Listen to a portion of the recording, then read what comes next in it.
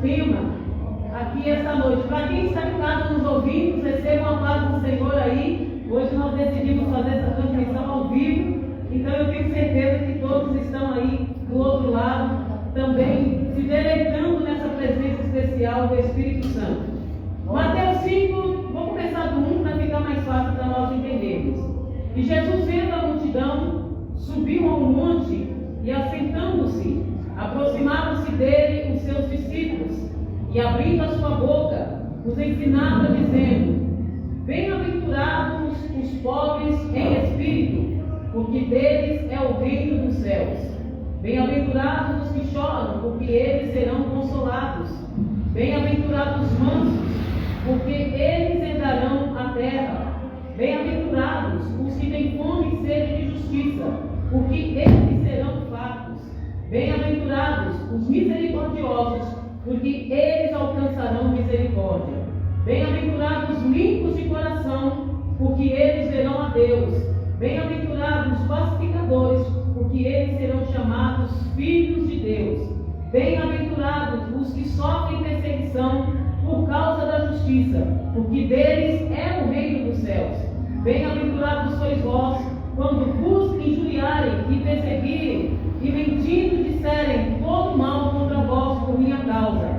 Exultai e alegrai-vos, porque é grande o vosso galardão nos céus, porque assim perseguiram os profetas que foram antes de vós. Feche os seus olhos, oremos. Pai, em nome de Jesus, aqui está a tua palavra que nós iremos ministrar esta noite. Queremos pedir mais uma vez que o Senhor seja conosco, fale conosco, Pai, aquilo que nós precisamos ouvir, a partir dessa série de mensagens a qual o Senhor quer nos ensinar esta noite. Usa a nossa vida aqui, na minha vida, com graça, eu venha descer e o Senhor venha crescer em mim, e o teu nome venha ser adorado. Então, Pai, seja conosco em nome de Jesus. Amém. Amém, amor? Coloca o fundo aí em nome de Jesus, filho. Glória. Amados, vamos entrar hoje no tema, numa série de mensagens que, como eu disse a vocês, já estava previsto para este mês de setembro, Everton. Nós iniciarmos aqui também a palavra de Deus, onde nós iremos nos deleitar mais uma vez e entendermos, gente, o que o Senhor quer nos ensinar aqui hoje através dessas mensagens. E o Senhor colocou no meu coração este mês em falarmos do Sermão do Monte, ou o Sermão da Montanha, para muitos, né, que talvez conhecem mais ou o Sermão do Monte como o Sermão da Montanha, é a mesma coisa. Monte e montanha é a mesma coisa. E eu senti no meu coração, em conversa aqui com o pastor, em falarmos sobre felicidade.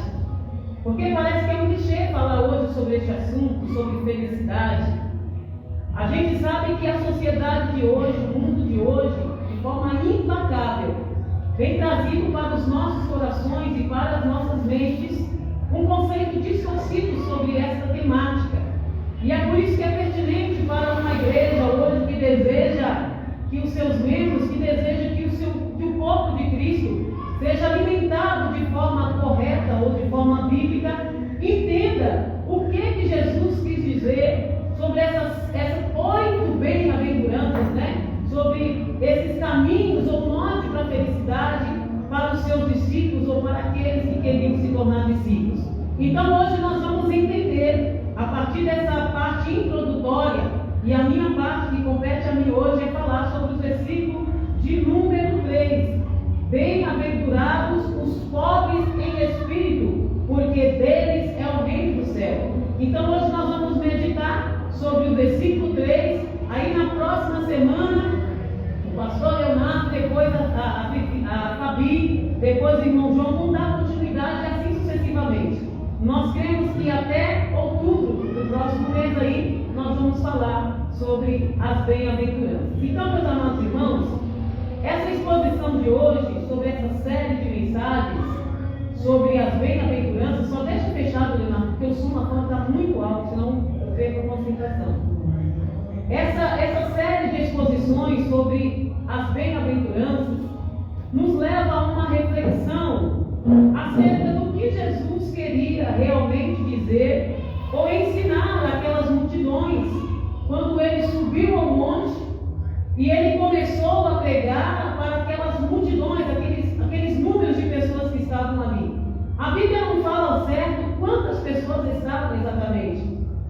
sabemos bem que quando Jesus ele chegava no ambiente, muitas pessoas se aproximavam dele. É claro que alguns tinham interesses apenas de receber dele os benefícios que Deus tem para nos dar, as bênçãos, os milagres que Deus tem para nos dar, e não há problema algum nisso, quando nós vamos até Jesus, esperando dele a solução ou a resposta para as nossas necessidades.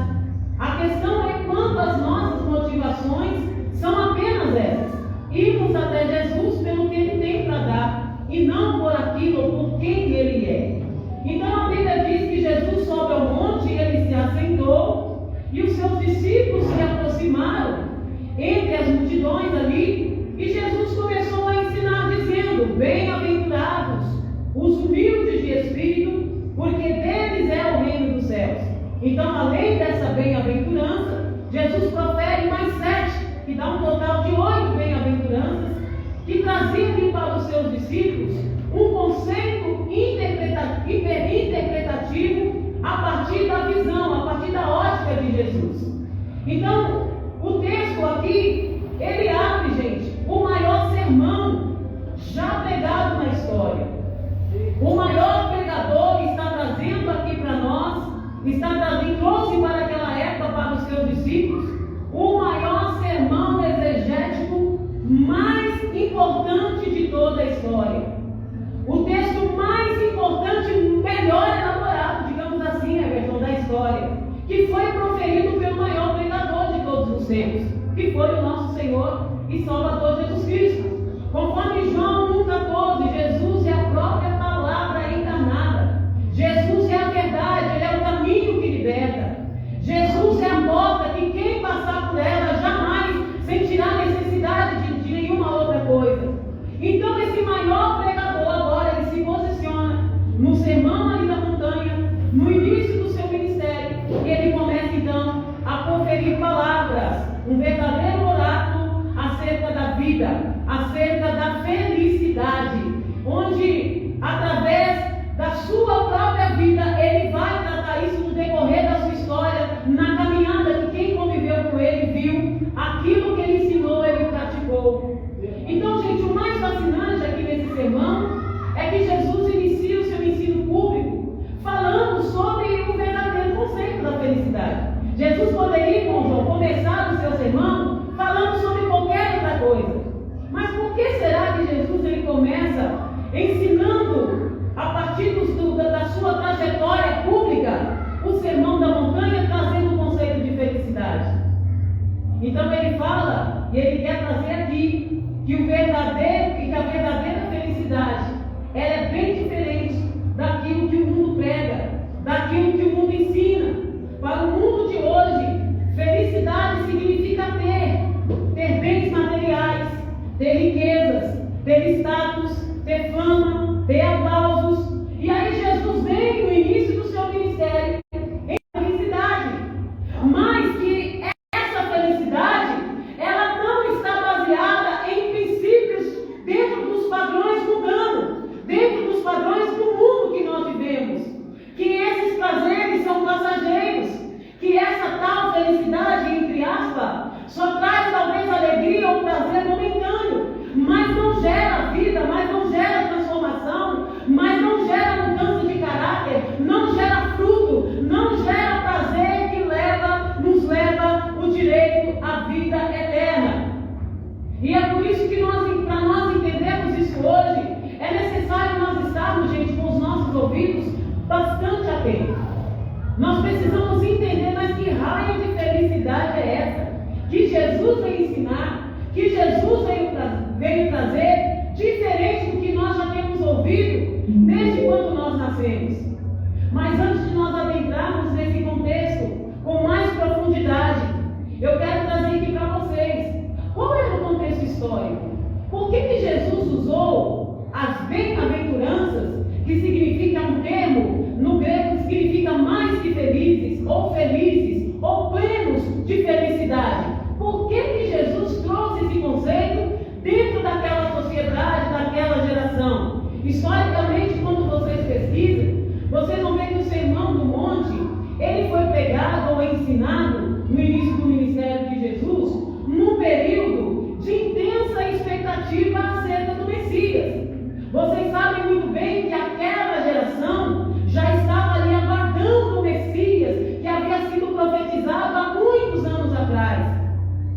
O profeta Isaías, conhecido como profeta messiânico, ele foi um dos tais, gente, que trouxe de maneira muito clara, desde o Antigo Testamento, que o Messias viria. Nós até cantamos, né? Um menino nasceu. Isso veio lá no profeta Isaías, que havia uma promessa que viria um libertador para aquele povo que estava sob a opressão romana.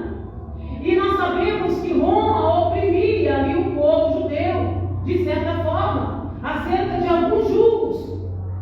E nós sabemos também que esse Messias esperado pelos judeus, na perspectiva deles, era aquele Messias que viria com mão forte, assim como Roma tinha um poderio militar, político e poderoso. O povo daquela época esperava este Messias.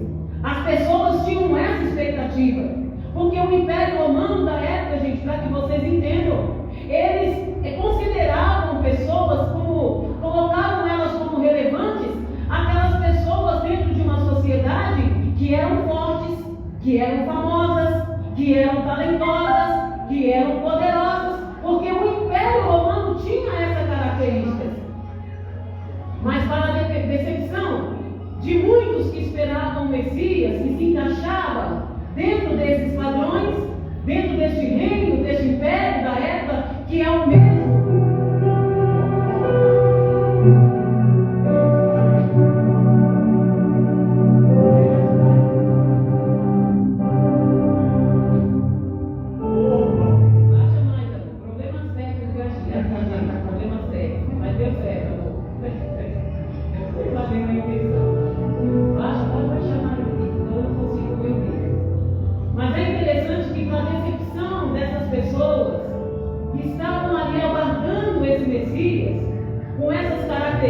Né, que se encaixava dentro dos padrões, dos conceitos ali romanos, para a tristeza daquelas pessoas.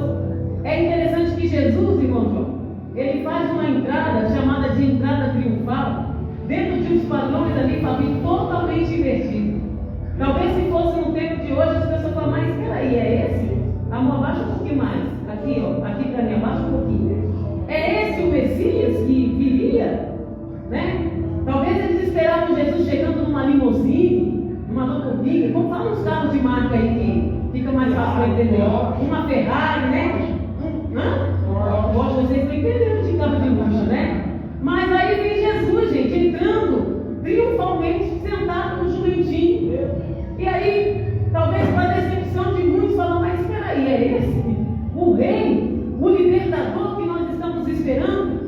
Então, o início do ministério de Jesus foi revelar que a sua proposta era apresentar um reino bastante diferente do esperado naquela geração, que era um reino que não valorizava os bens materiais ou os status sociais mais do que a proposta que o reino espiritual que ele veio trazer representava.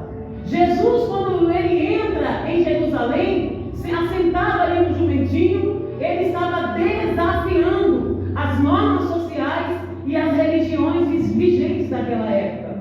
Então, ao invés de Jesus propor uma revolução política, militar, que os judeus estavam aguardando quando o Messias chegava, Jesus então ele veio proclamar o reino, baseado em justiça, misericórdia, humildade, constatando-se totalmente diferente com aquelas expectativas de seus contemporâneos.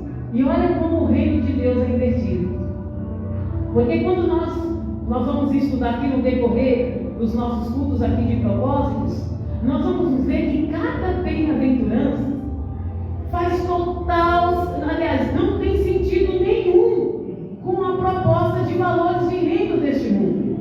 Por isso que nesse início, gente, de séries, no Sermão da Montanha, sobre as bem-aventuranças, Jesus aqui ele nos apresenta o verdadeiro significado de felicidade, uma ideia bem diferente daquele povo que os judeus esperavam e que a sociedade moderna hoje também espera. Uma proposta totalmente inversa ou invertida, um reino de ponta cabeça dos padrões deste mundo. E que se nós, enquanto igreja, não estivermos atentos para entendermos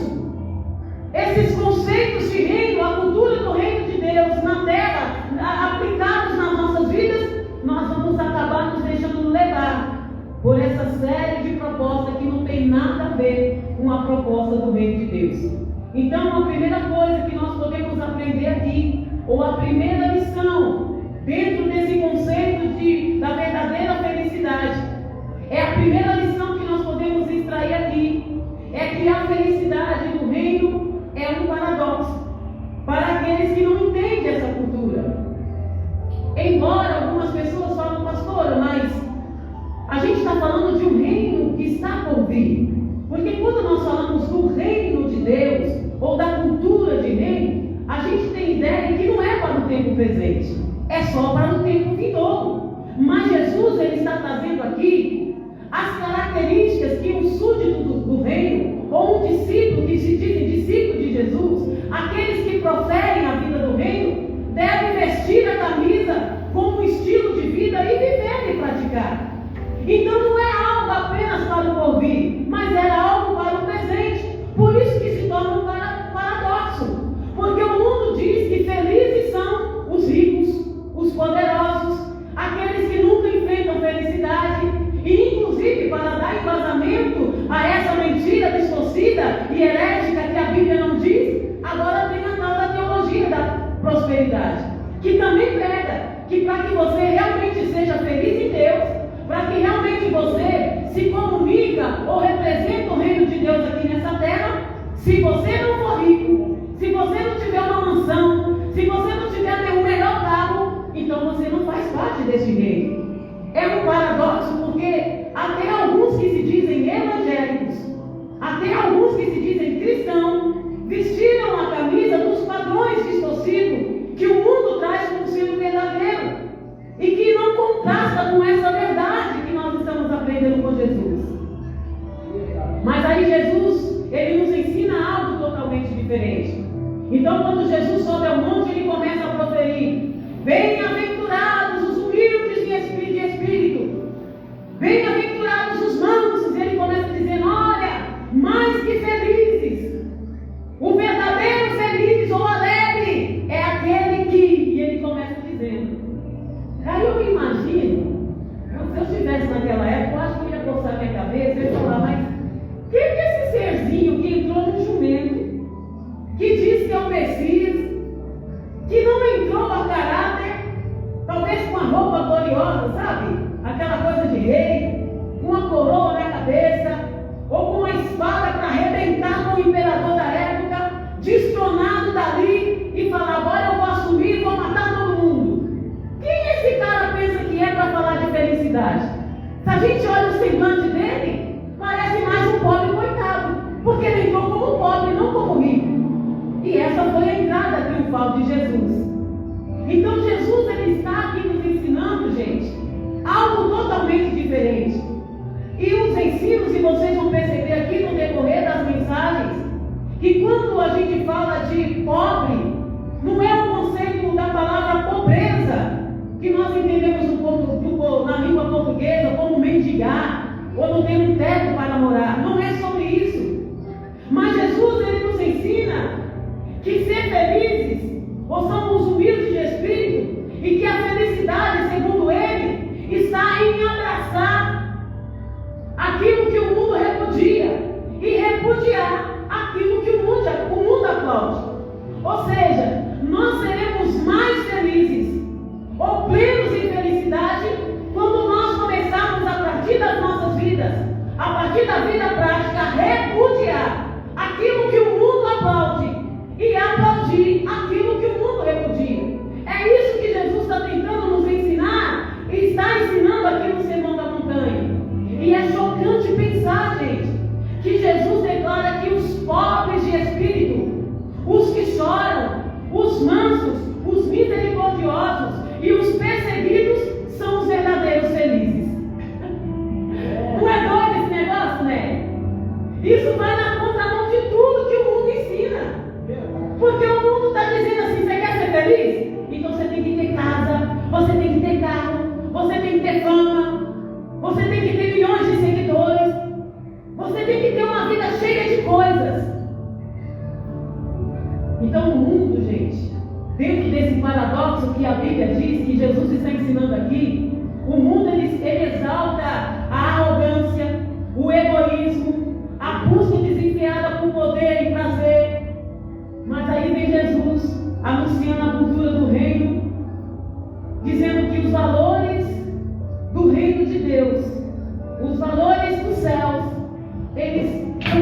totalmente invertidos. Porque no reino dos céus, né, os humildes eles são exaltados. Porque no reino dos céus é o maior que serve o menor. No reino dos céus, quem quer ser grande tem que ser pequeno. Então vai totalmente contra os paradigmas dessa sociedade, deste mundo que dita regras e padrões que não cabem a nós. E é por isso que ser cristão verdadeiramente, nos dias de hoje, é um grande desafio. E o apóstolo Paulo, ele diz em Romanos 12:2, olha, vocês não se moldem aos padrões, aos princípios deste mundo, mas transformem a mente de vocês, para que vocês possam então experimentar a felicidade. E aí Paulo, ele traz esse contexto, para que vocês possam experimentar a boa, perfeita e agradável vontade de Deus.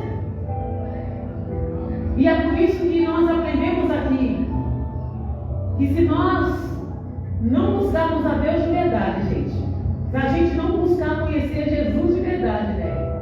Quando a gente menos esperar, a gente é consumido também por esse monte de informações, por esse monte de coisas, ideias, que é totalmente anti-bíblica, para nos dizer assim, né? É totalmente herético, fora do contexto bíblico. E o segundo conceito que eu aprendo aqui acerca da felicidade, a segunda verdade que Jesus nos ensina aqui, é que a verdadeira felicidade, ela não está nas coisas externas, mas está nas realidades internas. Repita após mim: a verdadeira felicidade não é de fora para dentro, é de dentro para fora.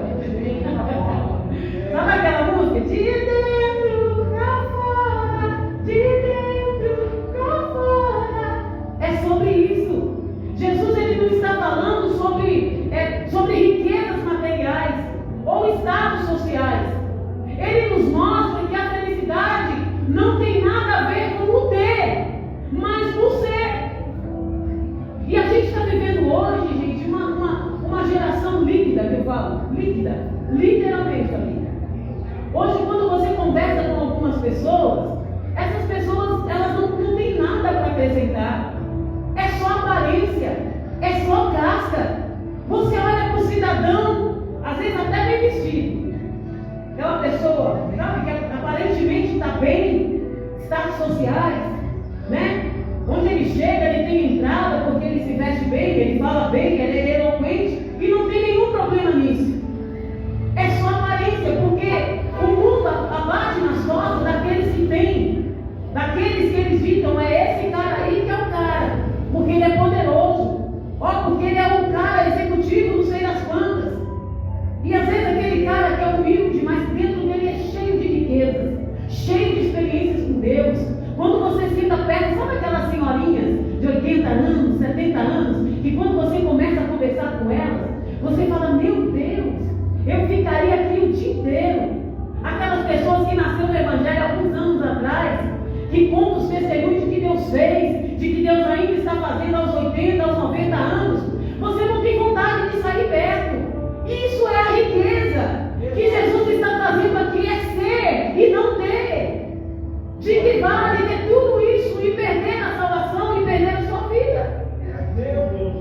Então, na cultura do reino de Deus, ser feliz é ser e não ter. Está baseado no ser e não no ter. Não que você não possa ter, porque se você trabalha, se você se esforça, se você plantou, é automático você receber não, você adquirir bens materiais, e não há problema nisso, porque a palavra de Deus diz também que Ele é o dono do ouro e da prata.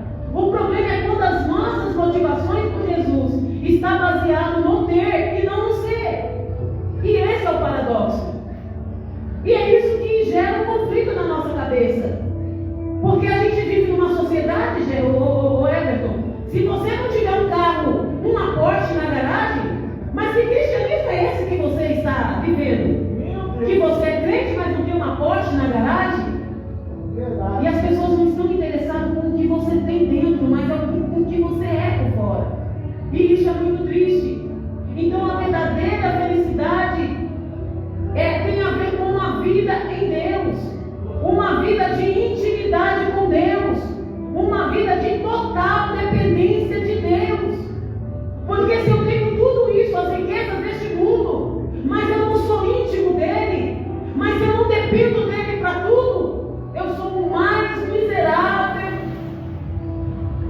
Paulo, miserável homem que sou. Se nós não colocarmos Deus como centro das nossas vidas, se nós não dependemos dele em tudo, nós somos os mais miseráveis homens. E ouvindo um pouquinho o Hernandes Dias Lopes, ele cita aqui um exemplo, ele é o exemplo de Salomão. Salomão, ele é autor do livro de Eclesiastes. E se você ler o livro de Eclesiastes, Salomão, no final da sua vida, ele está escrevendo esse livro. E ele está se lamentando, Everton, a maneira como ele viveu de forma intrúscula, de forma indiferente com as coisas de Deus. Salomão, ele adquiriu riquezas, prazer, sucesso, mas ele conclui que tudo isso não passou de vaidade, não passou de nada, porque do que vale desfrutar tudo isso sem Deus? Enquanto Salomão trilhou os caminhos retos de Deus, Salomão foi feliz, porque quando tudo Deus pediu para que ele quisesse, olha, peça o que você quiser, que eu te darei. E no início da fé, Salomão pediu sabedoria, Deus deu sabedoria. Acontece que quando nós usamos da sabedoria para os meus meros prazeres, lamentavelmente tem as consequências. E Salomão, aqui no livro de Eclesiastes, ele está se lamentando no final da sua vida, porque tudo que ele tinha, ele deixou se perder por conta das coisas vãs, passageiras dessa vida. Ele deixou de priorizar a intimidade com Deus em determinada fase da sua vida. Salomão teve mulheres, Salomão teve palácios. O templo mais glorioso foi construído através da autorização de Deus no tempo de Salomão. Salomão viveu um tempo de glórias, tempos de veneração. As rainhas saíam dos seus lugares, das suas nações, para irem até Salomão pedirem conselho. Foi o homem mais sábio, mas no final da sua vida ele conta que ele foi o mais miserável, porque ele deixou de colocar a sua vida como dependência total de Deus. Até porque, gente, o homem ele foi criado para a eternidade. Nós não fomos criados, irmão João, para vivermos aqui. Jesus disse: vocês estão neste mundo, mas vocês não são daqui. E quando a gente fala de trazer o reino de Deus, lembra a oração do Pai Nosso? Pai nosso que estás no céu, santificado seja o teu nome, venha a nós o teu reino. Jesus ensinou a nós trazermos o reino dele para nós, para nossas vidas. E quando nós oramos, fazemos essa oração, nós estamos dizendo: eu quero a cultura do reino em mim.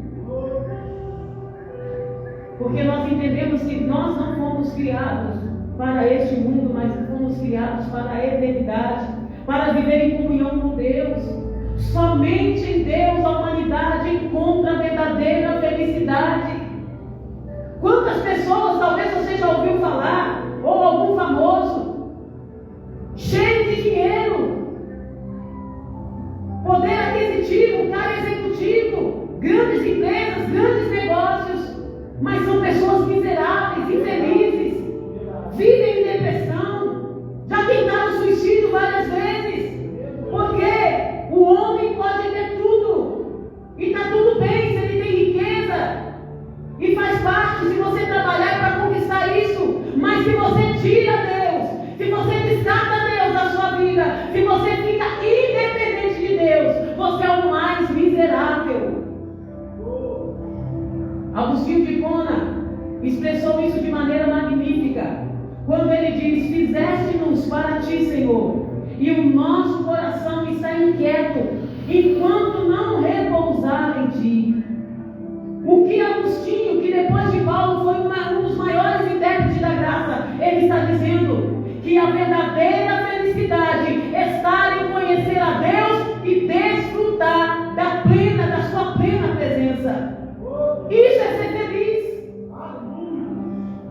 Outra coisa que eu aprendo aqui, que a felicidade, gente, que eu comecei a dizer, não é somente para o futuro, mas para o presente. A terceira lição desse texto é que a felicidade que Jesus oferece não é uma promessa distante,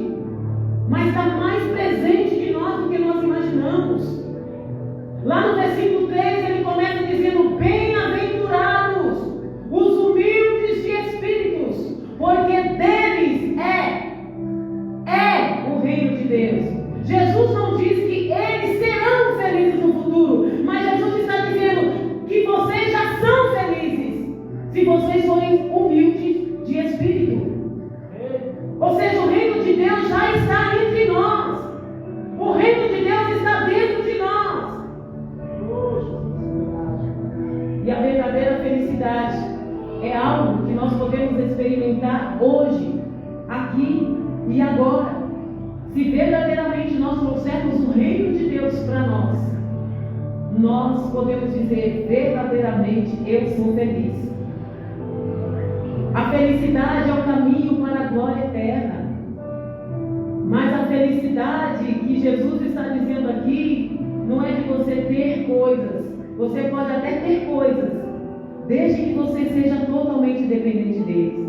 E para os judeus, especialmente ali no contexto bíblico, ser humilde, que é o versículo 3 que nós estamos trazendo hoje, de espírito, tinha um significado profundo, que está enraizado na sua relação com Deus e na sua visão comunitária e religiosa da vida.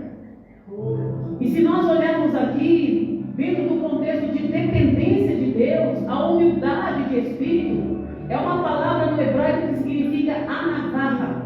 Estranho, né?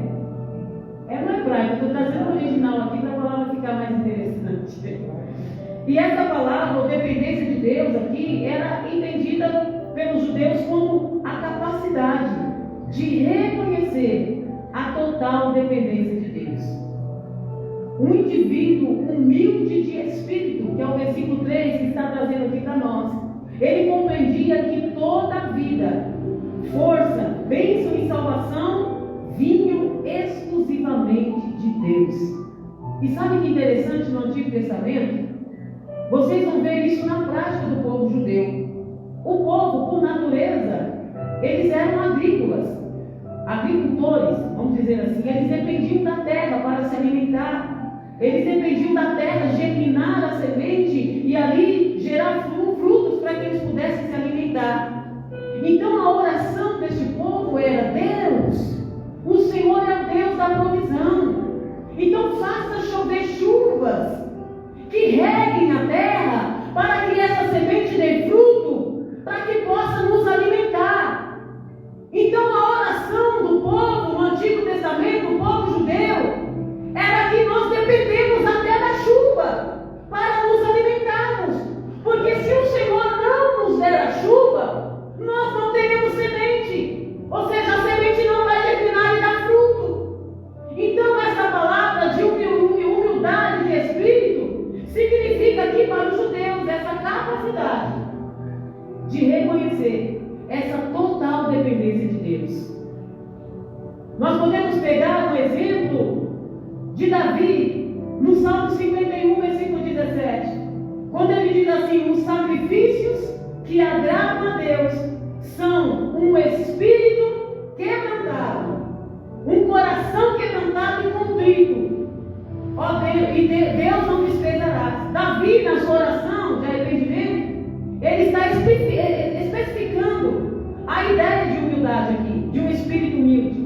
Ele está dizendo que os sacrifícios que agradam a Deus não é ter um monte de coisas, não é ser um cara rico, mas é ter um espírito quebrantado. Espírito aqui é um coração, gente, coração quebrantado e contrito. Este Deus não despreza. Vocês lembram da oração do fariseu? Quando Jesus ele fala: olha, não façam como fez aquele fariseu quando orar. Lembra? Ó Senhor, excelentíssimo Senhor Jeová, eu sou um homem rico, eu sou um homem de posses.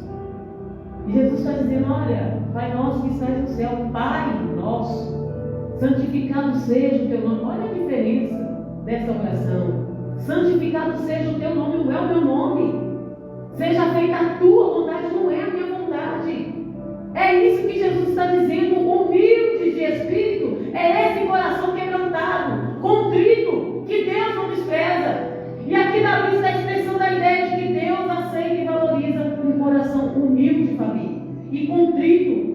acima de ofertas ou rituais externos.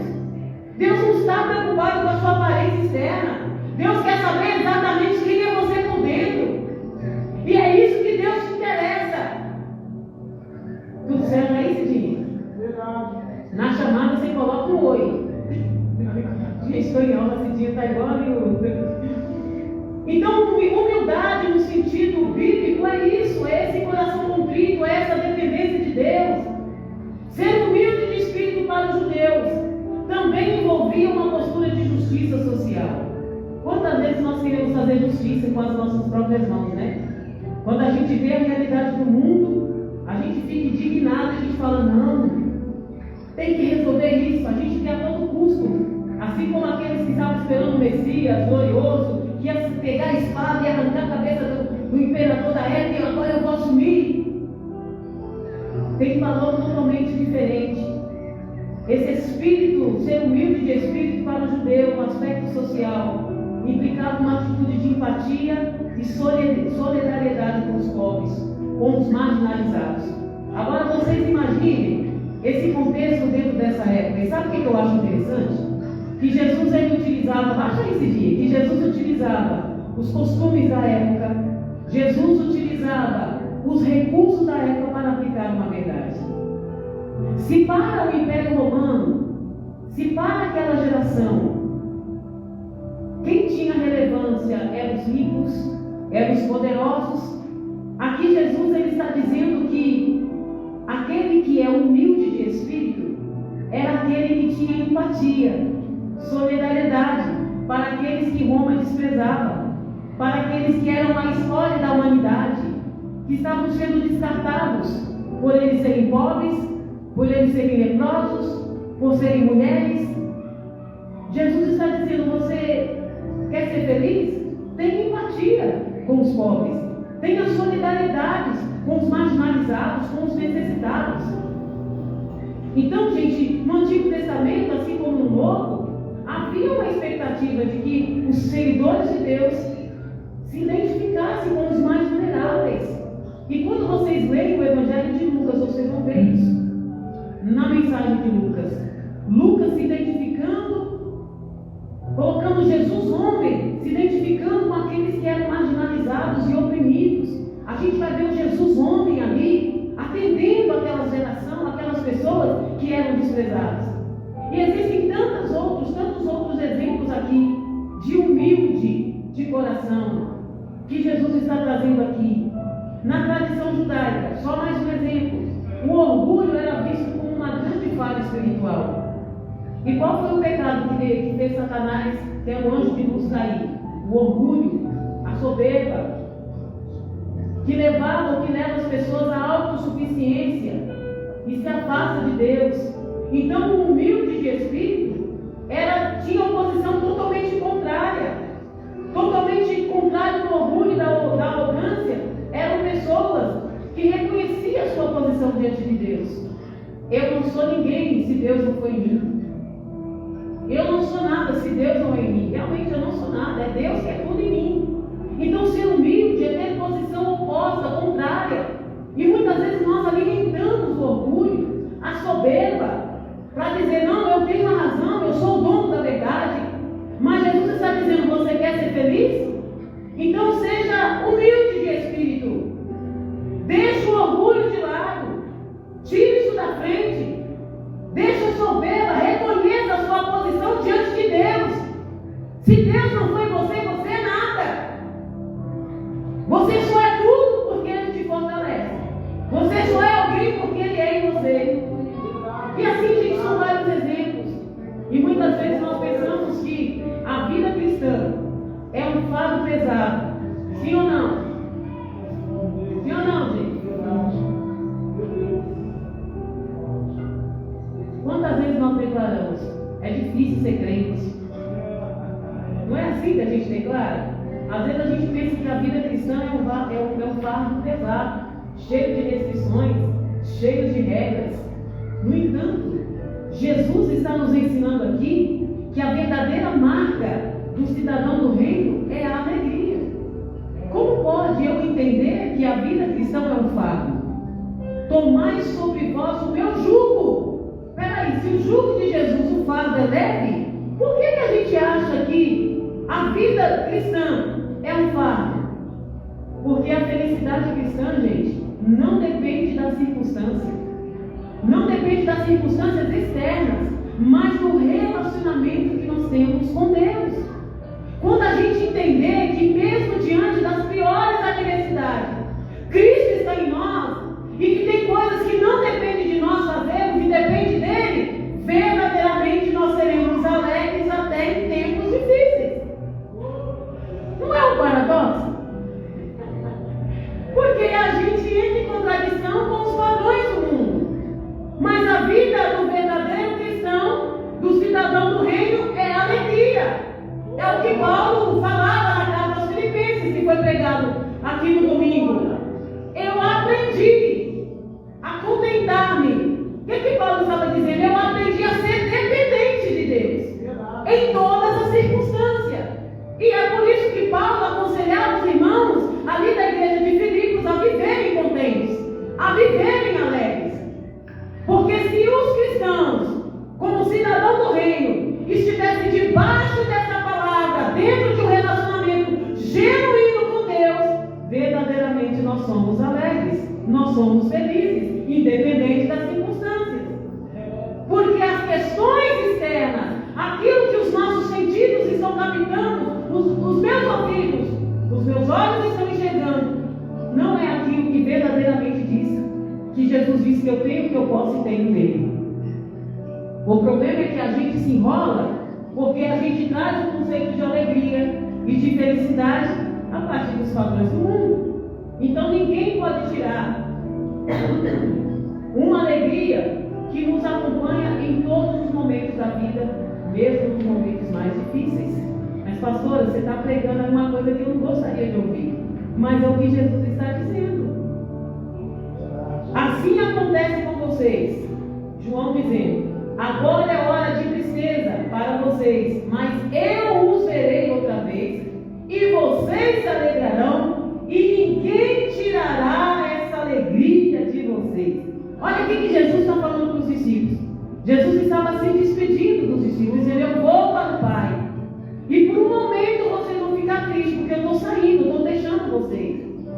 Mas depois eu vou voltar outra vez, e vocês se alegrarão, e ninguém tirará essa alegria de vocês. Então, gente, esse versículo aqui ele expressa exatamente a ideia de que a alegria dada por Jesus, ela é permanente, ela não é provisória, e não pode ser tirada pela circunstância da vida. Se eu me alegro no Senhor somente em tempo de bonança, e eu excomungo Jesus, o Evangelho, a fé dele em tempo de escassez, que cidadão do reino sou eu? Que súditos do reino sou eu? Que diante da circunstância eu me deixo levar, e aí esse Evangelho para mim não serve. Então, ser humilde de espírito, trazendo aqui, é reconhecer nossa total dependência de Deus. É admitir que sem Ele nada podemos fazer. Então Jesus aqui utiliza essa palavra grega para descrever alguém que está em completa miséria, totalmente carente e dependente. É isso que essa palavra dependência, ou seja, humilde de espírito significa. Jesus ele está pegando a ideia, ele está usando uma metáfora de uma pessoa que está em estado completo de miséria, ou miserável. E dizendo: olha, pelo meu estado de miséria que eu sou 100% carente de Deus. Ele está dizendo que a verdadeira felicidade começa pelo reconhecimento de sermos miseráveis, mendigos espirituais, e que necessitamos plenamente da graça e misericórdia de Deus. Olha o que Jesus está fazendo. Ele está pegando uma ideia de um camarada miserável, pobre, mendigo, que reconhece: eu sou mesmo pobre, miserável e mendigo, e eu dependo 100% dessa graça, dessa misericórdia. Eu dependo 100% do Senhor. E sabe o que essa palavra quer dizer? Humilde de espírito, no conceito de dependente de Deus, que só quando nós nos esvaziarmos de nós mesmos, esvaziar o nosso coração do orgulho, da autossuficiência, nós poderemos ser preenchidos por Deus. Nós só seremos cheios dessa felicidade, ou plenos dessa felicidade, quando nós nos esvaziarmos de nós mesmos, do orgulho, da inveja, da lascívia, da mentira. Lembra das obras da carne? Gálatas capítulo 5? Ódio, raiva, lascívia, inveja, prostituição. Quando nós nos esvaziarmos de tudo isso, verdadeiramente seremos felizes. Ah, pastora, mas agora o bicho pegou, porque eu não quero deixar aquela raivazinha que me deixa empoderada, porque eu quero ter razão. Ah, mas eu não quero deixar aquele orgulho que me enaltece quando alguém fala mais alto que eu, quando alguém pisa no meu carro, então você vai continuar sendo infeliz. Humilde de espírito, essa é a característica, se esvaziar de si mesmo, morrer para as suas vontades, para os seus desejos, para as suas verdades e permitir que a vida de Cristo nasça em você. Quer ser feliz? Morre! Vira para alguém e fala assim: você quer ser feliz? Quer ser feliz? Então morre! Então morre. Gente, não é ideia de se matar, não, pelo amor de Deus. Salmo 34, versículo 18 diz assim: perto está o Senhor dos que têm o coração quebrantado e salva os de espírito oprimido. Gente, esse versículo está destacando exatamente isso, que o Senhor se aproxima daqueles que têm um coração humilde e necessitado, demonstrando dependência dele. Sabe quando a gente está naquele estado, você olha para um lado e não vê saída, você olha para o outro e não tem possibilidade, às vezes você olha e fala: não tem R$1 no bolso, não moro na casa que eu queria morar, batalhei tanto, né? Me preparei, mas ainda assim as coisas não aconteceram. E você olha e fala: mas ainda assim eu dependo da graça e da misericórdia de Deus para alcançar aquilo que Deus já tem para mim. Porque os nossos caminhos não são os caminhos de Deus. Os nossos pensamentos não são pensamentos de Deus. Isaías 57:15, já estou partindo para o final. Porque assim, diz assim, Isaías 57:15, está colocando aqui não, né, amor? Diz: porque assim diz o alto e sublime, que habita na eternidade, cujo nome é santo. Habito no alto e santo lugar, mas também com um contrito e humilde de espírito, para dar novo ânimo ao espírito de humilde e novo alento ao coração contrito. Olha só, Deus, ele habita com aqueles que são humildes de espírito, mostrando que ele valoriza o coração quebrantado e totalmente dependente dele. Então, nessa noite, você aprendeu que o primeiro segredo de sermos felizes, ou o segredo da felicidade, é termos um coração contrito, é sermos humildes de espírito, é termos um coração quebrantado, é sermos 100% dependentes de Deus em tudo, em todas as circunstâncias. Ah, eu pensei que ser humilde seria aquela pessoa boazinha, que fala baixo, que é pobre de marreleci, que não tem nem onde inclinar a sua cabeça. Não é isso que a Bíblia está dizendo. Não, eu sou humilde porque, olha, eu tenho uma vida igual aos monges lá, sabe? E é engraçado que no período medieval eles entenderam esse humilde aqui de espírito como ser pobre mesmo, gente, miserável. A história diz que nos mosteiros, os monges, eles abriam mãos da sua vida mesmo, a vida de riqueza que eles tinham, e tudo bem, cada um, mas a falta de interpretação fazia com que eles iam para o deserto, eles viviam isolados do mundo e de todo mundo, porque eles entendiam que ser humilde de espírito era isso, é abrir mão de tudo e viver uma vida de pobreza. E não é isso. Jesus está dizendo que é você ter um coração quebrantado e ter uma dependência totalmente dele. E para finalizar, a felicidade, ela está em Deus. A verdadeira felicidade não está nas coisas materiais, mas em Deus. Então, quando nós conhecemos a Deus de verdade, na intimidade, pela palavra, na oração, entendendo quais são os seus caminhos para nós, quais são os seus planos para nós, desfrutaremos da sua presença. Aí nós encontraremos o maior de todos os prazeres, que é a felicidade, que é possuir a maior bênção, que é ter Jesus em nós, que é ter Jesus vivendo em nós. Sabe aquela música? Então louve, simplesmente louve, tá chorando louve, precisando louve, tá sofrendo louve, não importa louve, seu louvor invade os céus. É isso, é dependência de Deus. Tá sofrendo? Dependa dele. Tá chorando? Dependa dele. Tá triste? Dependa dele. É sobre isso. E eu quero te convidar a se colocar de pé. E eu concluo aqui essa palavra dizendo, gente, que a verdadeira felicidade não está no tanto que a gente busca e corre, vai para lá, vai para cá, querendo ser rico. É claro que eu quero ser rico um dia. Mas se eu trabalhar para isso, se eu me esforçar dentro dos limites normais, não sobrenaturais, para ter riquezas, eu vou adquirir isso e viver isso nessa terra. E glória a Deus por isso. Mas quando eu substituo isso, as coisas do mundo, os bens materiais, os padrões dos valores do mundo, fora do contexto bíblico, eu serei a pessoa mais infeliz.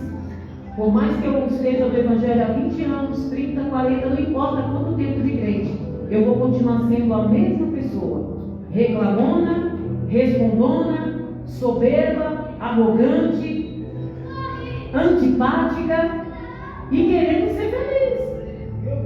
Mas se você não entender que esses são os parâmetros ou os critérios do reino de Deus, para que um súdito do reino, ou aquele que diz discípulo de Jesus, viva em sintonia com Deus, você pode ter anos e anos no Evangelho. Se você não entender isso aqui, que você precisa morrer para o mundo, morrer para si mesmo, morrer para a soberba, a vaidade, para a obra da carne, e ter uma vida totalmente dependente de Deus, e ter um coração rasgado com o Cristo nele, você não será feliz. Mas quando você entender isso, e se humilhar diante de Deus, reconhecendo a sua total dependência nele, rasgando as suas vestes, se humilhando diante dele, verdadeiramente, a felicidade de Jesus irá te alcançar. Amém?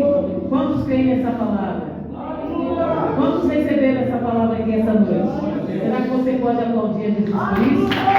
Glória a Deus. Feche seus olhos e veja lá pela sua vida. Pai, gratidão essa noite por essa palavra. Obrigada, Jesus, porque o Senhor falou conosco. Obrigada por nos ensinarmos aqui, Pai, que sermos humildes de espírito é sermos totalmente dependentes de Ti. É termos um espírito dependente daquele que é o dono da vida, que é o Deus da criação.